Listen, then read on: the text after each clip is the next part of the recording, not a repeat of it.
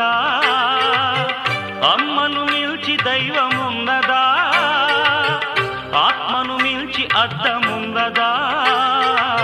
జగమే పలికే శాశ్వత సత్యమిది. అందరినీ కనే శక్తి అమ్మ ఒక్కతే. అవతార పురుషుడైనావో అమ్మకు కొడుకే.